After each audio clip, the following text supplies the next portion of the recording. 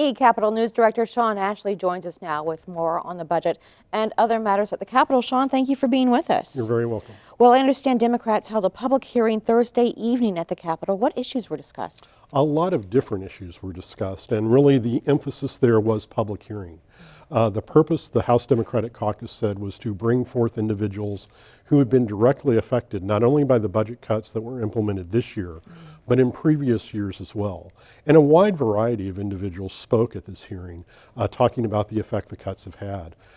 They heard from nursing home leaders, for example, who saw that people were having a difficult time finding assistance in terms of getting into nursing homes from state agencies, as well as reductions in Medicaid payments, which have forced a number of nursing homes across the state to close, reducing the number of beds that are available.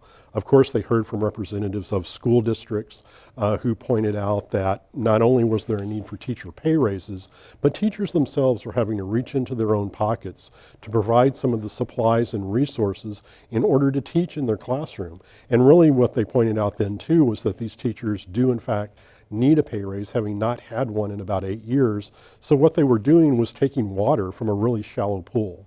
And there were a number of other examples presented where budget cuts have impacted various aspects of the state. Now, are these impacts partisan or bipartisan? What are the Republicans' reactions to it? Well, the Republicans have been very quiet, in fact silent about this proposed hearing before it took place.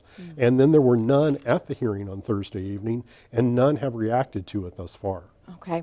And what can we anticipate? There's oral arguments on Tuesday regarding the validity of the state budget that has been approved. That's right. 4 bills that make up the funding for the state budget are being challenged in 3 separate cases that will be heard on Tuesday.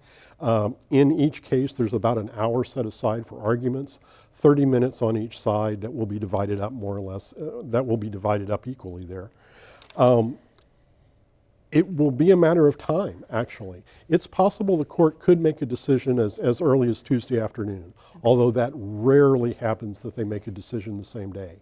I expect by August 25th we will have a decision in one of the cases, that involving the tobacco cessation fee, which provides funding for 4 state agencies, $215 million in total.